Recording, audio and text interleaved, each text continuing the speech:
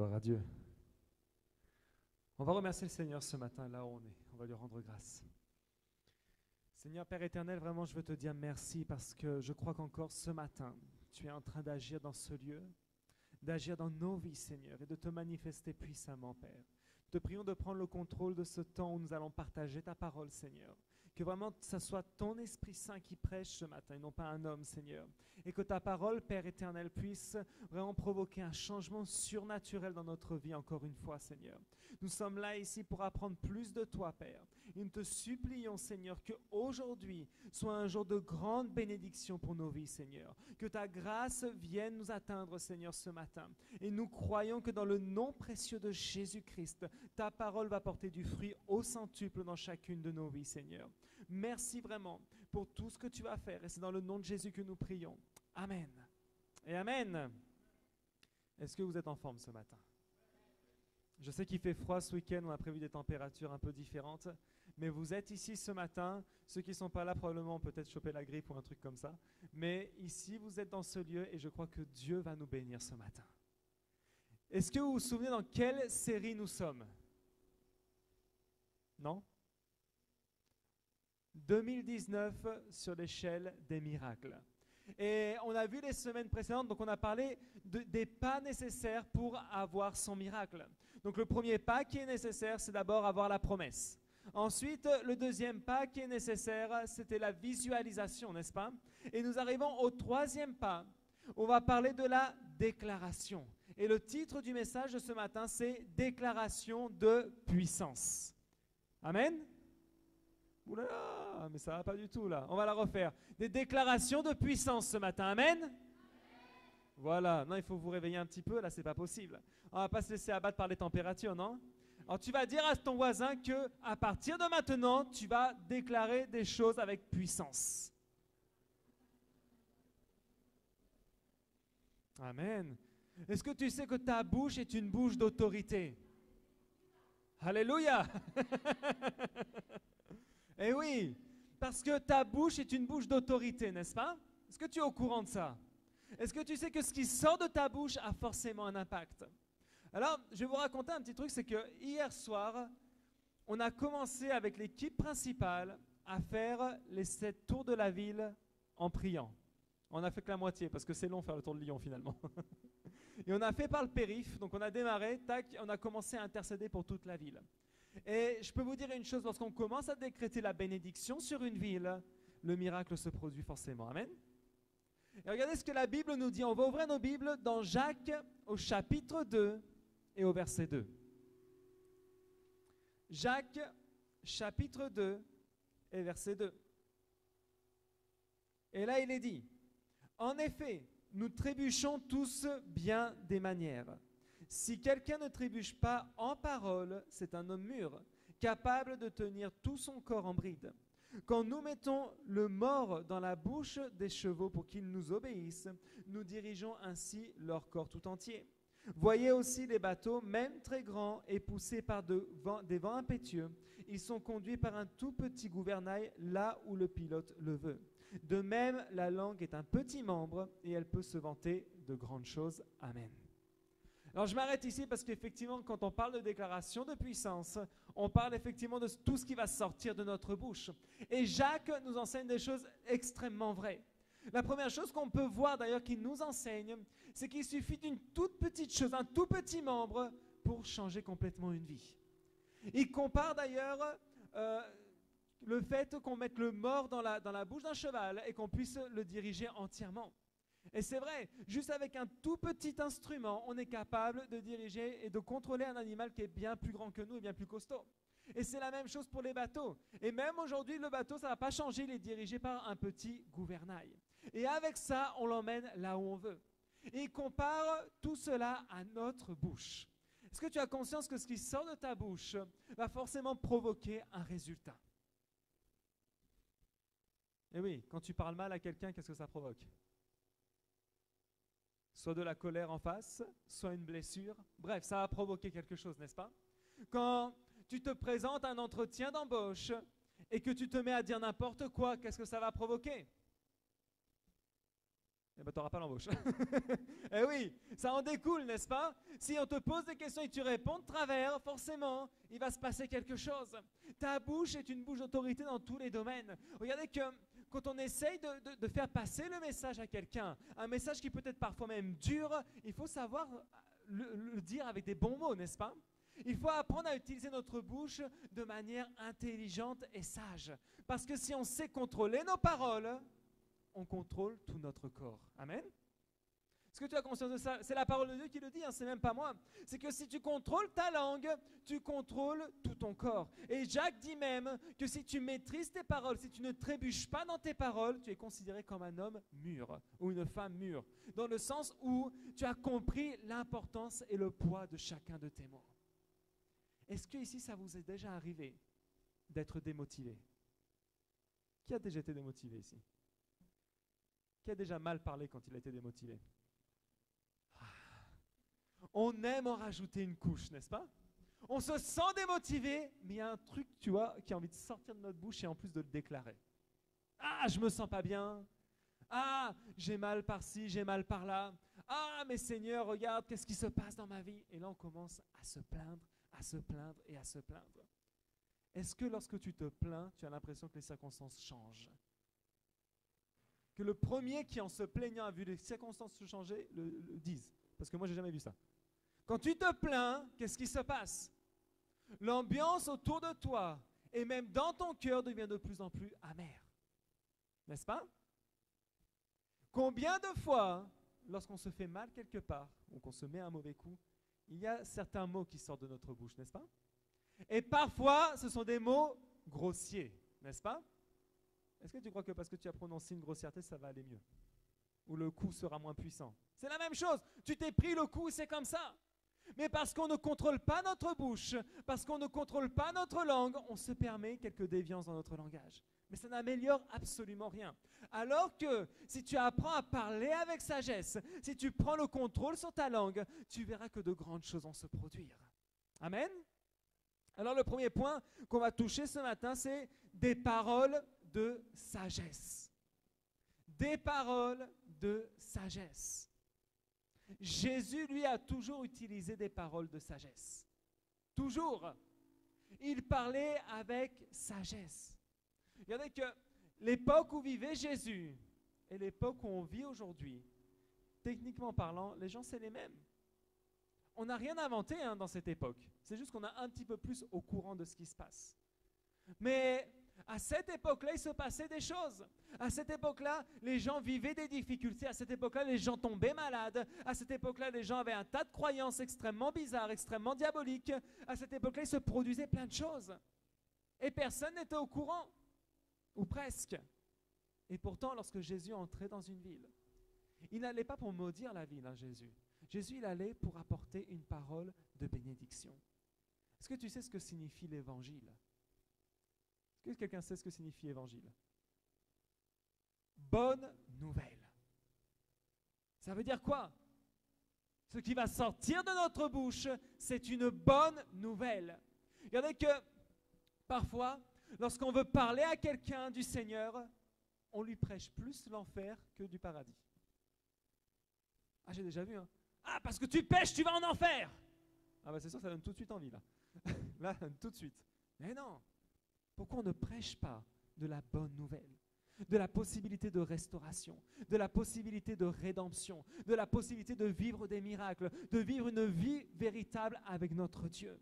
Regardez que tellement de gens associent Dieu à punition. C'est terrible, hein? Et quand on parle de Dieu, tout de suite pour eux, ça signifie punition, règles, problèmes, difficultés. Tout le contraire de ce que représente Dieu véritablement. Parce que Dieu n'est pas un Dieu qui punit, Dieu est un Dieu qui nous aime. Amen. Est-ce que tu peux dire à ton voisin, Dieu t'aime ce matin? Amen. Mais même ce matin et demain aussi, hein, parce qu'il t'aimait même avant. Mais quand tu comprends que Dieu t'aime et que Dieu t'aimera, quoi qu'il en soit, tu vas commencer à le voir différemment. Quand tu vas commencer à décréter des paroles de bénédiction là où peu importe où tu ailles en fait, hein, si tu commences à déclarer la bénédiction, si tu commences à déclarer des paroles de motivation, tu verras que les gens vont se sentir mais super bien. L'autre jour, c'était quand? C'était vendredi, oui, vendredi. Je parlais avec une collègue que je ne connaissais pas spécialement. Et en fait, elle travaille actuellement dans l'entreprise où je suis, mais elle étudie en même temps parce qu'elle rêve d'être maîtresse d'école. Et donc, elle commençait à se désespérer parce que tous les gens autour d'elle ont raté les concours. Tous. Et il y en a plein qui ont jeté l'éponge et qui ont dit non, mais au bout de la 3e fois, tu sais, j'ai arrêté. Bon, c'est vrai qu'au bout de 3 fois, c'est un peu compliqué quand même. Mais elle entendait que ça. Alors j'ai commencé à parler avec elle et en décrétant des paroles de bénédiction. Et à la fin, elle me regarde et me dit ah, mais tu sais quoi, quand je vais aller mal, je vais t'appeler parce qu'au moins ça fait du bien d'entendre quelqu'un qui parle positivement. Parce que tout ce qu'elle entendait, c'était c'est pas possible. Non, tu galères trop. Mais arrête avec tes bêtises. Non, moi je ne l'ai pas eu, donc toi non plus et plus personne ne l'aura. Et comme je lui disais, mais les autres qui l'ont eu, ils ont fait comment? Il y a bien des gens qui ont ce concours. Il y a bien des gens qui arrivent à être maîtresse d'école parce que des enfants vont à l'école, n'est-ce pas? Je lui dis alors pourquoi est-ce que tu es plus bête que quelqu'un d'autre? Pourquoi tu te vois incapable? Je lui dis si tu te vois incapable, arrête de réviser, ça ira plus vite. Hein. Quand tu commences à prononcer des paroles de bénédiction sur les gens, et que tu commences à les encourager, et que tu leur dis que oui, c'est possible, tout de suite, ils vont commencer à voir les choses différemment. Et ça soulage le cœur, ça fait du bien, n'est-ce pas? Alors quand tu regardes ton affiche de rêve ce matin, peut-être tu la regardes avant de partir pour l'église, et quand tu le regardes, ne regarde pas que ça soit impossible. Ne regarde pas que ça soit trop difficile. Ne regarde pas les choses comme « Ah, ça va être trop compliqué cette année. Pourquoi j'ai mis ça sur cette affiche? Cette année, c'est presque impossible. On a d'autres projets, d'autres choses à voir. » Ça, c'est des paroles de malédiction. À quoi bon? Alors, à quoi bon de rêver? Le principe même de rêver avec le Seigneur, de se lancer avec Dieu dans la foi, c'est que le projet est forcément impossible aux yeux de l'homme. C'est ça la foi. Alors maintenant, ta foi, tu dois l'accompagner de paroles de bénédiction. Tu dois commencer à démontrer au monde qui nous entoure que se plaindre, ça ne sert à rien. Amen? Est-ce que tu peux dire à ton voisin, se plaindre, ça ne sert à rien? Mais tu vas lui dire avec autorité maintenant. Tu vas dire, se plaindre, ça ne sert à rien. Alléluia. La prochaine fois qu'on te parlera de gilet jaune, tu vas dire, se plaindre, ça ne sert à rien. Eh oui, ça ne sert à rien, ça ne va pas changer les choses. Par contre, commencer à décréter des paroles de bénédiction en plaçant sa foi en un Dieu qui est vivant, là, ça va être utile. Commencer à bénir ta propre vie, à bénir ta propre santé avec des paroles vraiment puissantes. Tu verras que ça sera utile. Vous savez que, même scientifiquement c'est prouvé, lorsqu'un médecin annonce un diagnostic négatif, comme un cancer, comme une maladie très grave, à une personne, vous savez que peu de temps après, c'est là où véritablement la santé se dégrade. Pourtant, la personne sentait peut-être un mal-être, sentait quelque chose, mais ça faisait un moment que ça traînait. Mais dès qu'on lui lance ce diagnostic, pourquoi? Parce que le médecin est une autorité, n'est-ce pas? Le médecin, voilà, quand il te dit un truc, il dit ce qu'il a vu. Hein. Quand il balance ce diagnostic, qu'est-ce qui se passe? La parole a un effet tout de suite. Et la personne qui accepte le diagnostic médical, sans placer sa foi en Dieu, parce que peut-être il ne connaît pas Dieu, immédiatement, il va y avoir un effet.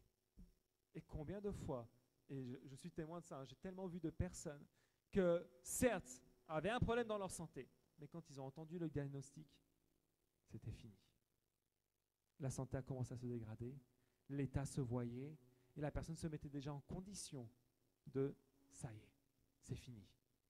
Comme je suis malade, c'est fini. C'est-à-dire que les paroles, les mots, réellement ont un pouvoir surnaturel. Et l'ennemi, vous savez, beaucoup de fois, on a l'impression que « Ah, mais je dis ça en blaguant ». Vous croyez que Satan, il a envie de blaguer, lui?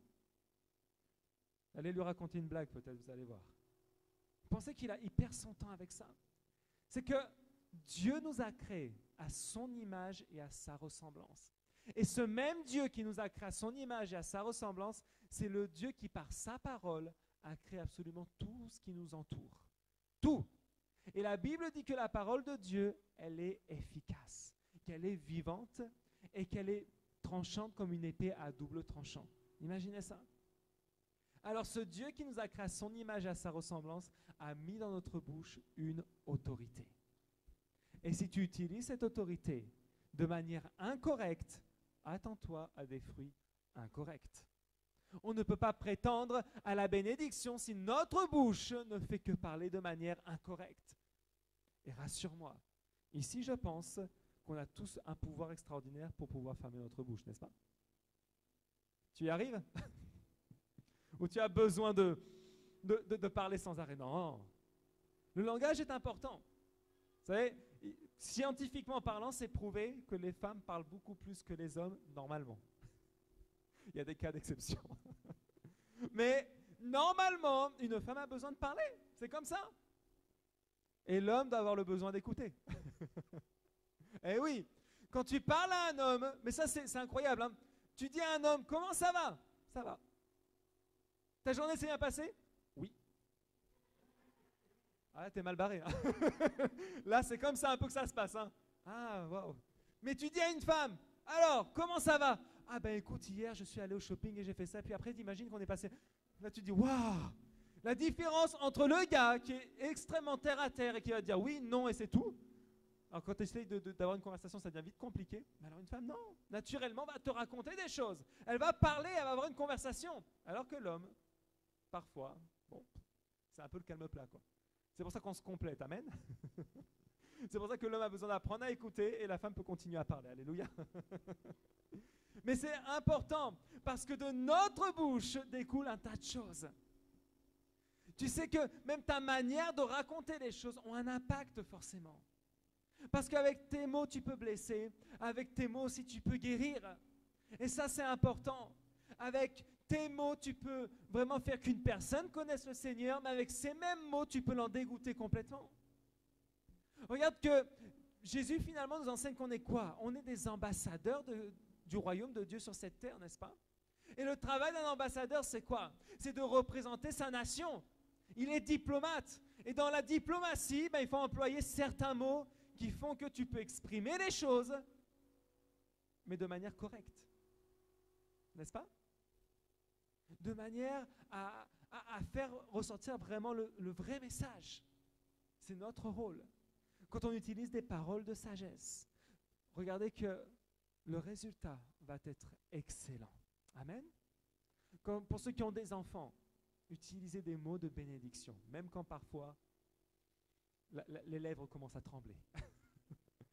Bénissez les enfants, même si parfois tu n'as pas forcément envie. Mais regardez qu'on va lire un passage qui est extrêmement important. Dans Genèse, au chapitre 31, au verset 32. Vous savez, c'est l'histoire de Jacob. Et à un moment donné, Jacob, après s'être marié, après avoir eu ses enfants, il vivait encore chez Laban, son beau-père. Et à un moment donné, il décide de partir. Et donc, il déménage avec toutes ses affaires pour rentrer chez lui. Mais sur la route, il se passe que Laban le poursuit un petit peu parce que la femme de Jacob avait volé des petites statues, des idoles. Elle les a piquées de la maison de son père et les a emportées. Et donc Laban était un petit peu fâché d'ailleurs par rapport à ça et va poursuivre Jacob. Et Jacob, à un moment donné, il se rencontre avec Laban et lui dit: quant à celui auprès duquel tu trouveras tes dieux, qu'il cesse de vivre. Qu'il cesse de vivre. Sauf que Jacob ignorait complètement que c'était sa femme qui avait piqué les dieux. Et si vous lisez un petit peu plus loin, qu'est-ce qui s'est passé? Sa femme est décédée. Les paroles ont du pouvoir. Jacob avait une autorité, bien sûr. Et quand Jacob a dit qu'il cesse de vivre, il ne se rendait pas compte de ce qu'il était en train de faire. Des mots prononcés dans la colère, des mots prononcés à la légère, mais des mots qui ont une conséquence réelle. Quand tu te rends compte de ça, tu vas te dire non, à partir d'aujourd'hui, il faut que mon langage change complètement. Amen. Qui parfois dit des petits mensonges? Qui a dit que les petits mensonges existaient? Ah, un mensonge, c'est un mensonge.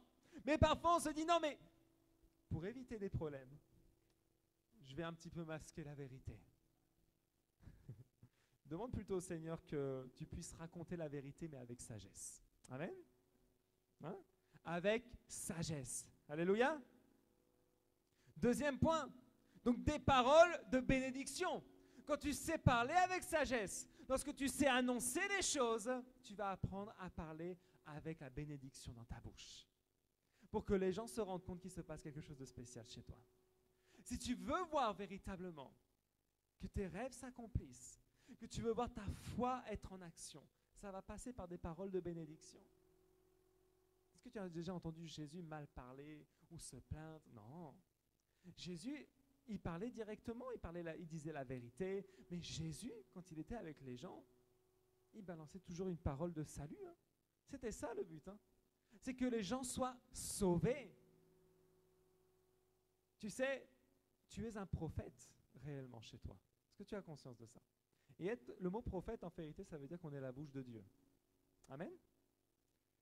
Si tu es la bouche de Dieu, c'est là que tu dois faire vraiment très attention à ce que tu dis. Et si tu veux que 2019 soit différent, il va falloir parler différemment aussi. Amen. Tu sais, à chaque fois que tu as envie de te plaindre, « Ah, mais ce gouvernement, il m'énerve, il fait toujours des choses de travers. » Je me demande réellement dans quelle nation les gens bénissent leur gouvernement. Tu sais, commencer à bénir ta nation, c'est extrêmement important.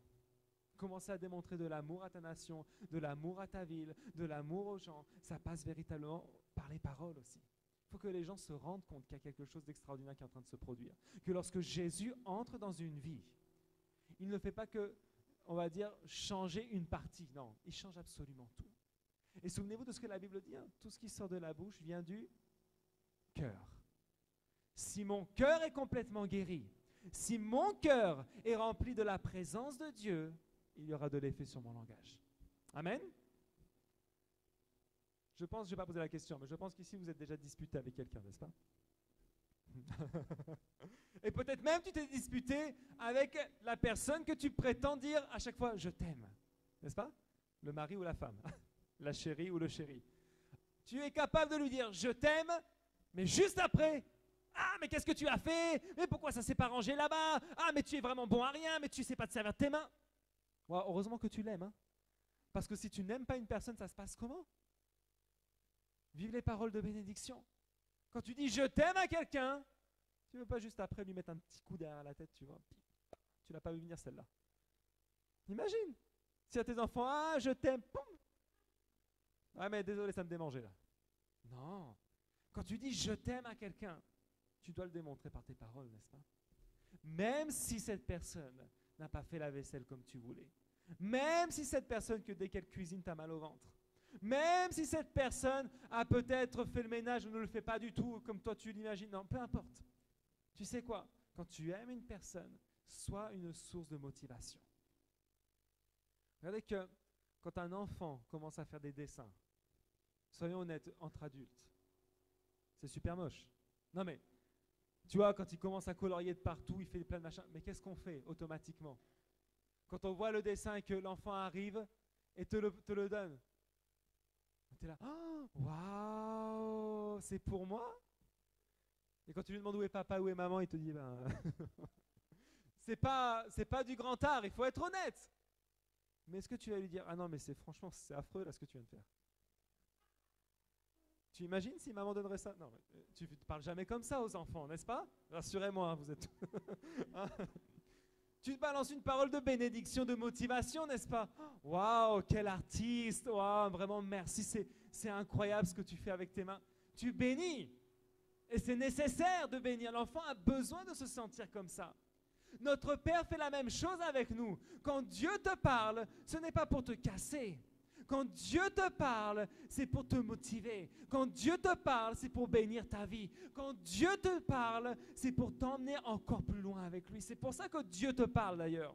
Vous savez, beaucoup de gens disent « Ah, mais je suis prophète ». Et quand ils prophétisent des paroles de malédiction. Ce n'est pas un prophète, ça. C'est complètement faux. Quand Dieu annonce une parole, c'est pour édifier. Amen.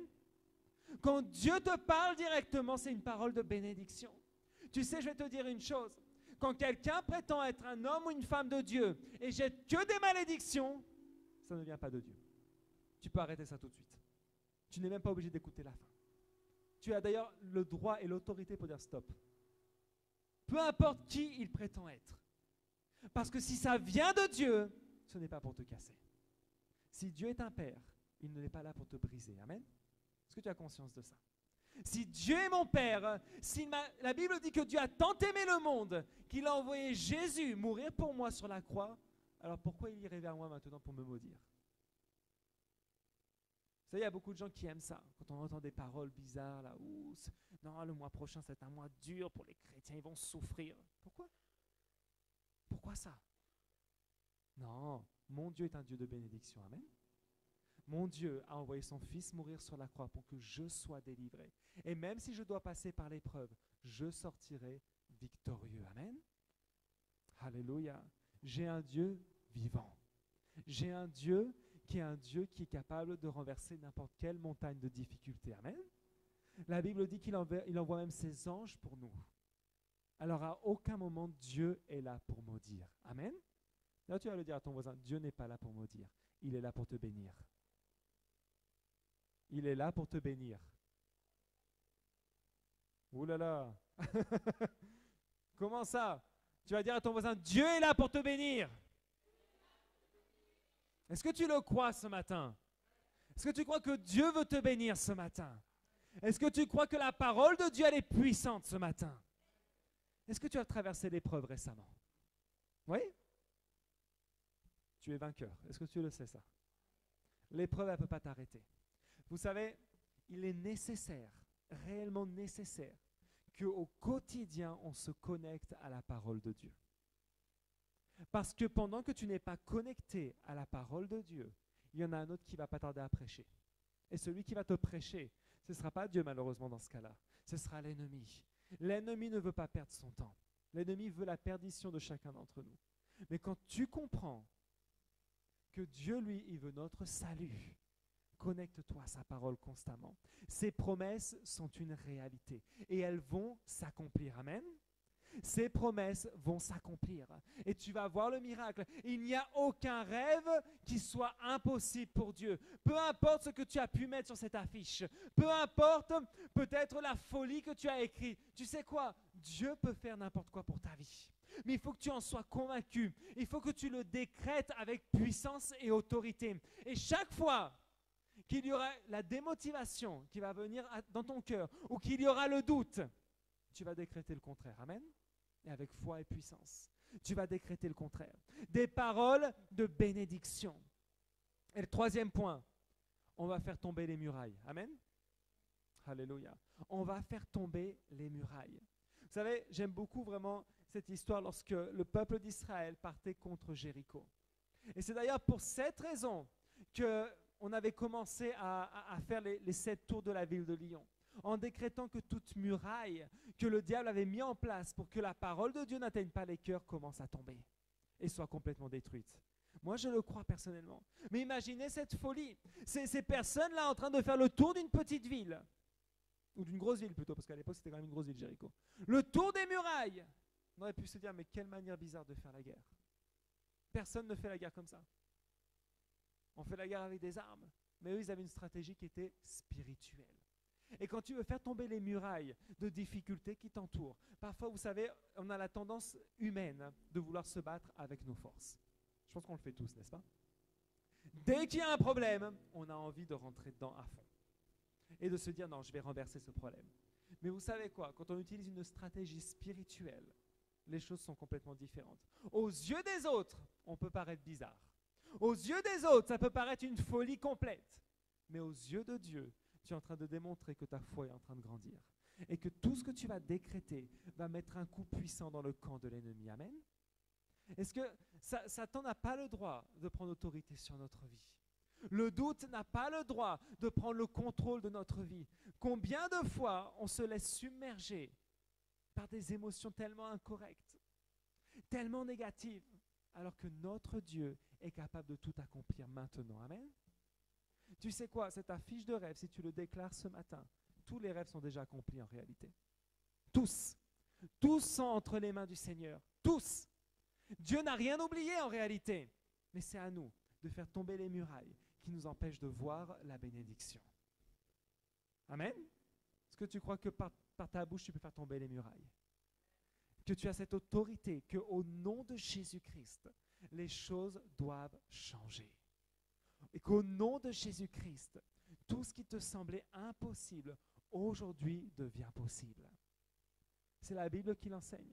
Jésus a enseigné comment on devait prier. Et Jésus a dit que si vous demandez quelque chose au Père, en mon nom, il va vous l'accorder. Et j'aimerais que ce matin, avant qu'on puisse prier, tu puisses réfléchir un instant à une chose que tu aimerais demander au Seigneur ce matin. Une chose. Que tu puisses réfléchir un instant et dire, Seigneur, cette chose-là me semblait complètement impossible et me semble peut-être encore impossible.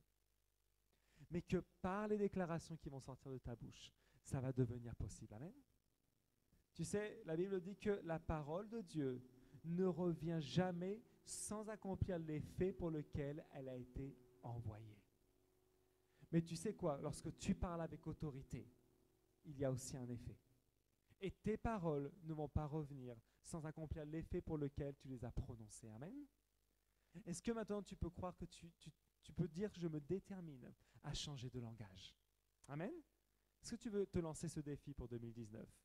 Être une personne déterminée à que cette bouche soit une bouche différente.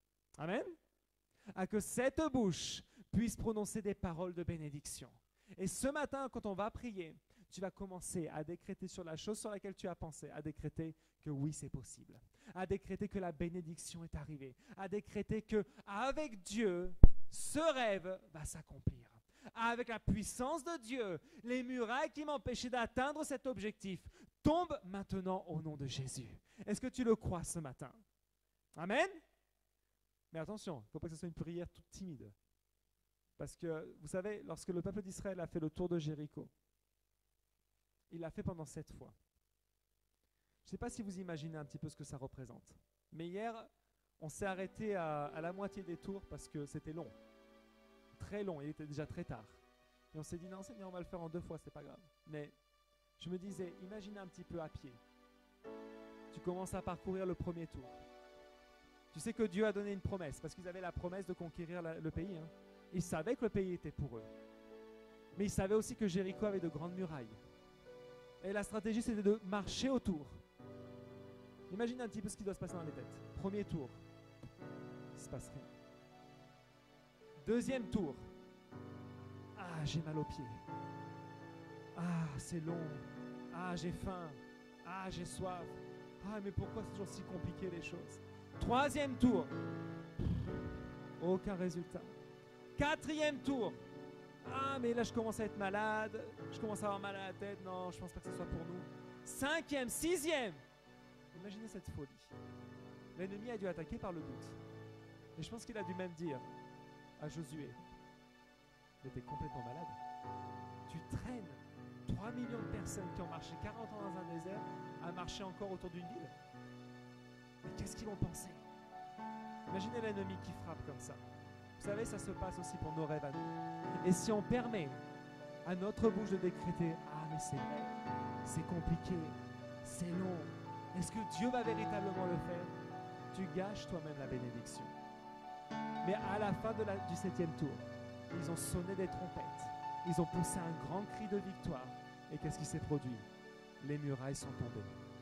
Alors ce matin, tu vas commencer à changer de langage. Amen. Et cette année, tu vas voir que les murailles de difficulté vont tomber devant tes yeux. Et on va se lever ce matin ensemble, on va prier. Et j'aimerais que tu puisses vraiment, dans ce temps de prière, commencer à décréter que tout ce qui t'empêchait d'avancer aujourd'hui tombe devant toi, dans le nom précieux de Jésus. Si tu es venu dans ce lieu, tu n'es pas juste venu à écouter un simple message. Tu es venu conquérir ce matin. Tu es venu conquérir chacun de tes rêves. Tu es venu conquérir ton miracle ce matin. Et si tu comprends que ton langage doit changer aujourd'hui et que par la puissance de tes déclarations, tu vas obtenir le miracle, ce matin, change de langage. Et on va commencer à prier là où nous sommes, on va élever nos voix ensemble. Oh Seigneur, Père éternel, aujourd'hui, nous te prions d'agir ce matin dans ce lieu. Nous te prions, Seigneur, de te manifester puissamment, Père éternel. Aujourd'hui, là où nous sommes, Seigneur, nous désirons plus de toi, Père. Nous désirons ta présence ce matin. Réclame sa présence dans ta vie ce matin. Réclame véritablement que Dieu vienne toucher ton cœur ce matin. Que Dieu vienne agir dans chacun des aspects de ta vie. Aujourd'hui, réclame que le Seigneur change ta bouche, change ton langage, que toute parole négative, que toute grossièreté qui était sortie de ta bouche, aujourd'hui, soit lavée par le sang précieux de Jésus-Christ. Réclame-le là où tu es et déclare au Seigneur que tu ne permettras pas que ton langage soit un langage de malédiction. Ne permets plus aujourd'hui les écarts de langage qui permettent à l'ennemi de gagner du terrain. Aujourd'hui, Seigneur, nous réclamons une bouche nouvelle, couverte par le sang de Jésus-Christ. Oh Seigneur, s'il te plaît, agis ce matin. Agis ce matin. Réclame au Seigneur. Alléluia. Et là où tu es, commence à intercéder véritablement. Là où tu es avec tes propres mots, commence à réclamer que le Seigneur mette dans ta bouche un langage de bénédiction, un langage de sagesse, un langage nouveau. Que l'année 2019, tu ne peux pas parler de la même manière. Que même si le doute vienne frapper à ta porte, tu le jettes loin de tes lèvres dans le nom précieux de Jésus-Christ. Oh Seigneur, nous réclamons véritablement que tu prennes le contrôle de notre bouche ce matin. Prends le contrôle, Seigneur, et que vraiment, Père éternel, à partir de maintenant, nous puissions être transformés dans le nom précieux de Jésus-Christ. Oh Seigneur, sers-toi de nous ce matin. Sers-toi de notre bouche, au nom de Jésus-Christ. Alléluia. Oh, s'il te plaît, Seigneur. Oh, alléluia. Oh Jésus, lave-nous ce matin. Viens nous purifier. Viens nous purifier, Seigneur Jésus. Et là où tu es, j'aimerais que tu penses à cette chose. Une chose, un de tes rêves, peu importe ce que c'est. Peut-être c'est un membre de ta famille. Peut-être c'est ta santé. Peu importe ce que c'est ce matin. Mais cette chose à laquelle tu penses, dans ce temps de prière, tu vas commencer à décréter la bénédiction. Si c'est ta santé, tu vas le dire. J'ai une bonne santé. J'ai une bonne santé parce que Jésus m'a guéri. Mes finances sont prospères parce que c'est Dieu qui est au contrôle de mes finances. Mon travail est un excellent travail parce que c'est l'Éternel qui me l'a donné. Ma maison est la meilleure des maisons parce que la présence du Saint-Esprit est là. Ma vie est la meilleure des vies parce que j'ai donné mon cœur à Jésus. Mon couple est le meilleur des couples parce qu'ensemble nous servons l'Éternel. Commence à décréter la bénédiction. Commence à prononcer un nouveau langage dessus. Si tu étais une personne qui cherchait un travail et qu'on avait dit que c'était impossible, commence à décréter que le Seigneur te donne le meilleur travail avec les meilleurs horaires et le meilleur salaire dans le nom de Jésus-Christ. Alléluia, Jésus. Commence à prononcer avec tes propres paroles. Peut-être tu es issu d'un foyer qui était détruit. Peut-être ta famille était détruite. Et c'est une chose que tu as constatée. Mais ta bouche va commencer à réclamer la restauration familiale. Alléluia. Commence à le décréter. Ma famille est une famille restaurée. Ma famille est une famille bénie. Ma famille est une famille qui sert le Seigneur. Ma famille est une famille qui vit vraiment dans l'abondance avec Christ. Ma famille est une famille unie, une famille vraiment de sacrificateurs, une famille bénie. Tu sais, le Seigneur s'intéresse à ta famille. Le Seigneur s'intéresse à tes finances. Le Seigneur s'intéresse à ta santé. Le Seigneur s'intéresse à tes biens matériels, à tes rêves personnels. Alors maintenant, décrète la bénédiction et prends autorité sur toute muraille de difficulté. Et aujourd'hui, tu vas le dire qu'au nom de Jésus-Christ, toute muraille de difficulté qui m'empêchait d'atteindre la bénédiction tombe maintenant dans le nom de Jésus-Christ. Oh Seigneur, le passé est recouvert par le sang de Jésus ce matin.